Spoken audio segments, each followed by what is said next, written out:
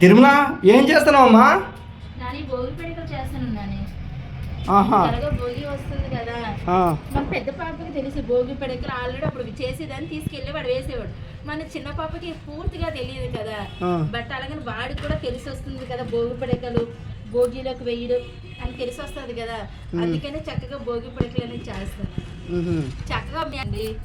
నీకు ఆల్రెడీ పద్మ తెలుసు కదా. పద్మ, శారద, నేను, చిన్న మా చెల్లుండి. ఇది మేము 5 అయితే ఒక పండగ ముందు అంటే పండగ మాకు 10 నెల రోజుల ముందు నుంచే భోగి పిడక స్టార్ట్ చేసే. మాకు పెద్ద గోడ ఉంది కదా ఓపెన్ ప్లేస్ లోన, అక్కడ చేసేసేవారు. మన గోడ కొట్టేసేవారు.